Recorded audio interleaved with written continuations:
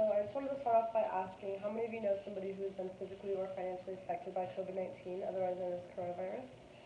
Whether you know somebody who has had symptoms of this or even is experiencing a loss of work because of it, I think it's safe to say that we're all going through a lot right now due to the coronavirus.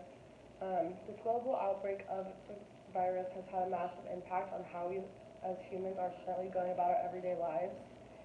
So today I'm going to be informing you about the impact of the global coronavirus outbreak and ways to stay safe.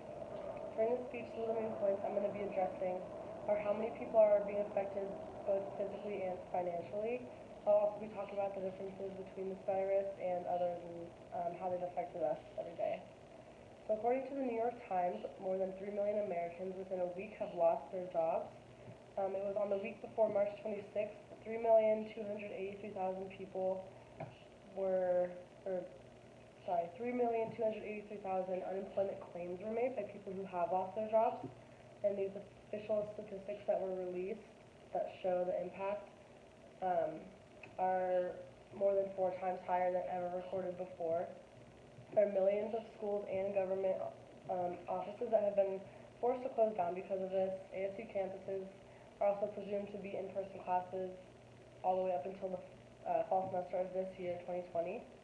Stores and restaurants have also been forced to close down for the most part, and from personal experience of losing my job, I know that all restaurants are responding differently. So, for example, I worked at Culinary Dropout.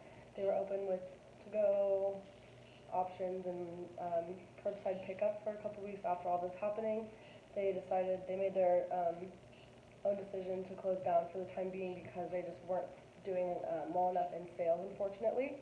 That was a personal choice that they made because of the impact that this is having, but not every restaurant is doing that. This is not a typical recession either, but it is being considered an economic hurricane is what it's being called.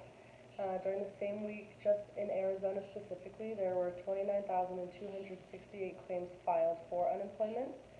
The Congress has also passed a bill, if you guys haven't heard of it, it's a one-time relief check of $1,200, and it's if you qualify, depending on what those qualifications are, or make under $75,000 a year. That's kind of the terms of if you'll be getting it or not. Other than that, in the United States itself, there have been 334,730 confirmed cases of this. The number continues to rise, and there has currently been 9,572 deaths, as well as 17,242 people who have been recovered. So that number is almost pretty much doubled for that, which is really good. The CDC, which is also known as the Centers for Disease Control and Prevention, who are giving us the recommended steps to protect ourselves. And this, unfortunately, has no vaccines to prevent it, but the best way to prevent the illness is to pretty much avoid being exposed by it. That's the biggest thing you can do right now.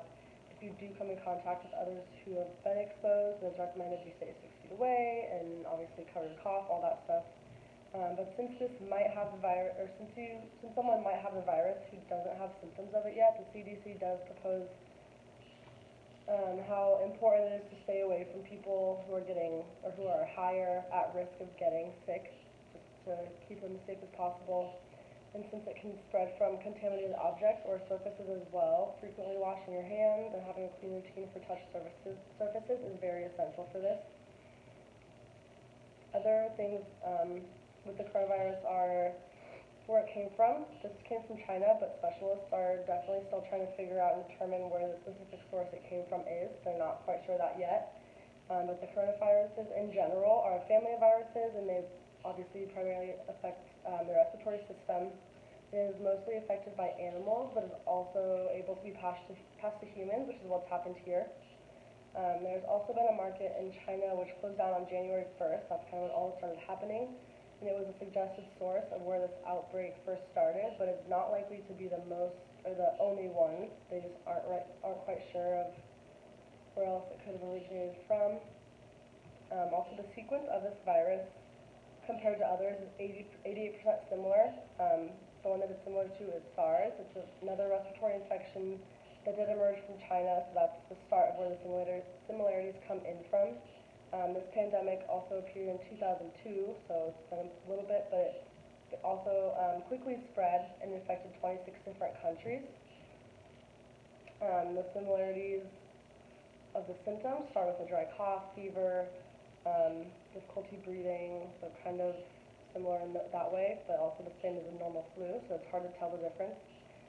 But the most that we can do for ourselves and no one's around us is really just distancing yourself, going out only for necessities and keeping a safe distance, washing your hands often, and also covering your cough if you do have one. Overall, COVID-19, I would say, is very tricky because of the similar symptoms it does have to other sicknesses, such as like just the plain old regular flu. And it's something that we've never seen before, so the unemployment rate has continued to rise, but other than that, it's just pretty much being a domino effect right now. If you expose yourself to a certain amount of people, they might expose themselves to others, and the virus will continue going the direction that it is. So personal experience, my mom's a nurse, she works in a hospital, and I've heard all about the seriousness of it and why we are being advised to take it so seriously. So that's why I believe it is very important for you to stay aware and informed on everything about the coronavirus right now.